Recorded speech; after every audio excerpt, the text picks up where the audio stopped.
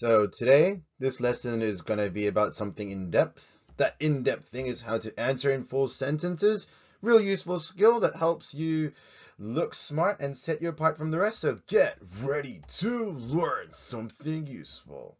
So I'm Mr. the teacher, and there's the social media. Don't forget to click subscribe, like this video if it's useful, and don't forget to hit that bell icon for notifications. So here, English literature, and the topic is Grammar 101, learning how to write and the like, and the concept will be how to answer in full sentences. So this is a very, very good skill to have, whether you do it in written form or in spoken form. It does give you the air of being smart and being intelligent. So there you go. Also, don't forget to check out and subscribe to my channel. New videos up regularly, and there's the social media if you're interested. And also, don't forget to check out my Patreon and spread the love if this video helps you out. So let's get it on. So how to answer in full sentence answers. It's very important that you do this.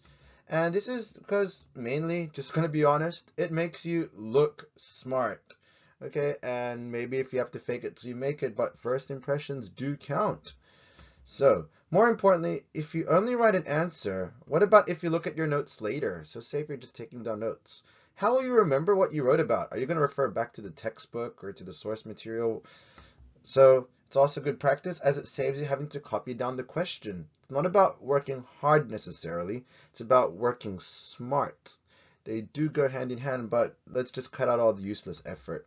And in tests, especially short responses, you come across as smarter. You know, this shouldn't be the case, but it is. And if a teacher is grading papers, and there's a whole lot of them, yeah, maybe early on they're not worth that many marks, and you just have to write a few words to answer. But if you write in a whole sentence, it's like, wow, you're coming across as smart. You're leaving us with a good impression.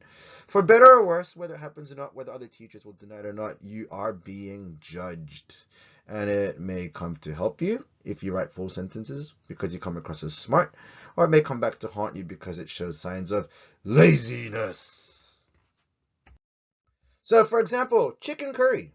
What about chicken curry? It's my favorite food. Yeah, I like chicken curry. I can cook up a really good Philippine-style chicken curry, but what, your favorite food? Well, it's a food from India. We need context. So yeah, here's that picture I drew on paint. How good's that? What, the picture I drew on paint? No! Chicken curry what? What is Bob's favorite food for lunch? Bob's favorite food for lunch is chicken curry. So this is how you do it. So don't forget your capital letters, your full stop, and other grammar items. And here, when you look at this answer later on, you have context included. So here you do, like this. Keywords from the question and link to the answer.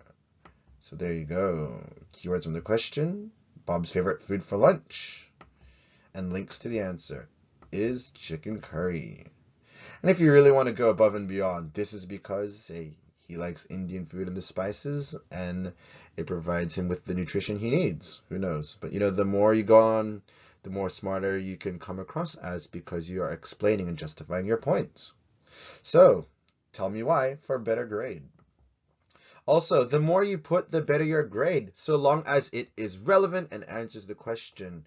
Because if you're just blabbing on and on and on, you know what? I'm not even going to read on. I'm just going to be like, nope, nope. Or I'll at least skim it if I'm feeling generous.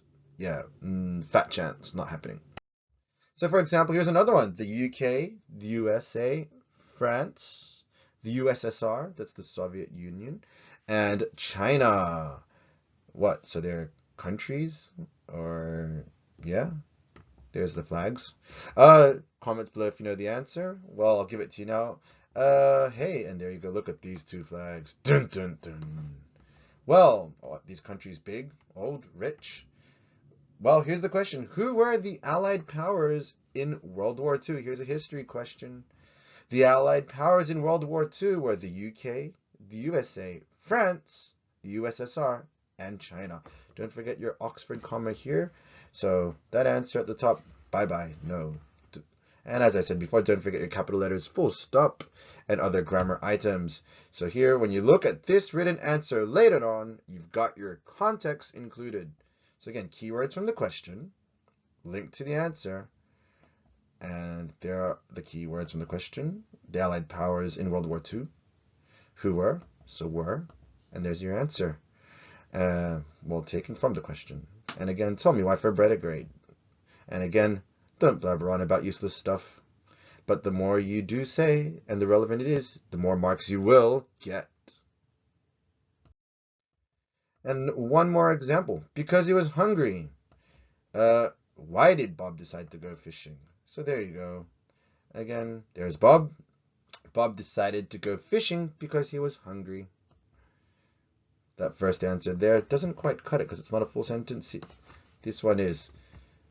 So also remember, had to change it into past tense. Usually it is the verb which gets changed to past tense. And by verb, I mean the subject, verb, object. And yeah, decide has been changed to decided. Keywords from the question. Bob decided to go fishing. There's your conjunction, because, and then put down the answer. He was hungry. Tell me why for a better grade. And he wanted to eat fish for lunch.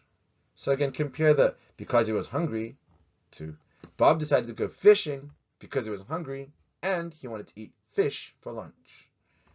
So you want to eat fish. You don't want to eat chicken. Chickens don't usually swim in the sea.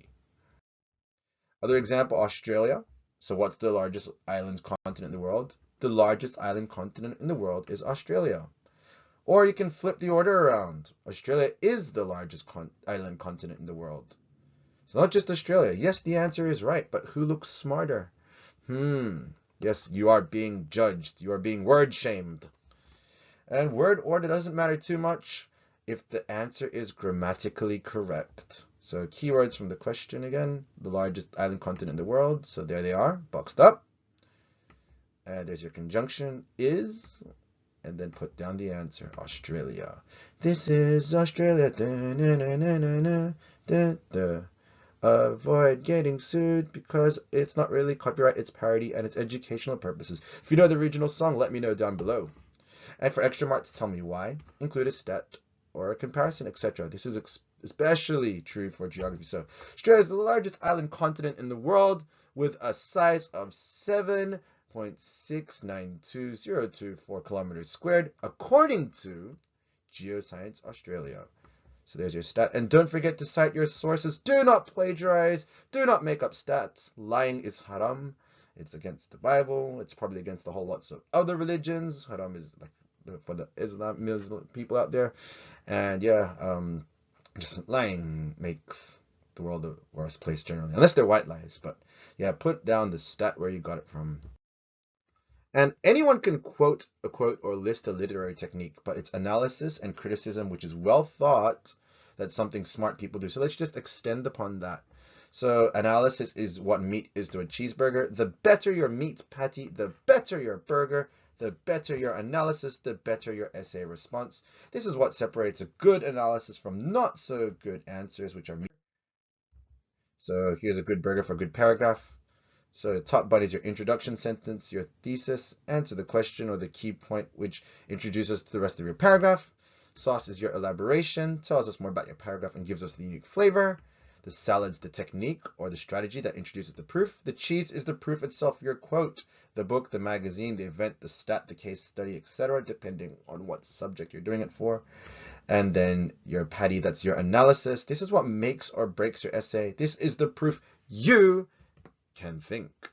Make sure it answers the question. Your analysis, your take on the topic, your 2 cents is crucial.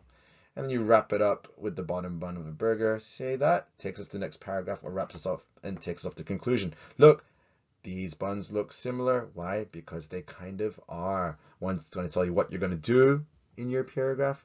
The end tells you what you've done. Similar to your intro paragraph and your conclusion paragraph for essays. And here's where we move up Bloom's taxonomy, because anybody can copy stuff down. This is pretty low order. This is where we're really getting to the nitty gritty, separating the geniuses from the normal people, and also the normal people from the lower quality grade responses that I have to bear with and read and grade because that's what I'm expected to do as a teacher. Ugh. See my excitement towards reading mediocrity? It's non-existent. All right, moving on. Good burger, not so good burgers. So there's got lots of meat. Here's a not so good burger. Not enough analysis, not enough meat. Here, imagine if someone gave you a burger like that. No bottom patty. Here, there's no elaboration on the thesis. And oh, this is the worst ever. And if you're a vegan or if you're going to get triggered by this vegetarian, cry me a river. But like, yeah, if you gave me a burger like this and it's not deconstructed burger, like, oh, the patty's somewhere else, not going to be happy. You are not going to get grades at all. And if I got this as a burger at a burger shop and it wasn't like a joke, yeah, let's not imagine such a horrible situation. All right, so let's go on, because these are bad burgers and we like good burgers like this one here. Moving on, how to answer in full sentences. When there's a question, it's best to answer in full sentences. First, you look at the important words within the question, then incorporate it into the first part of your sentence, use a conjunction, then answer the question.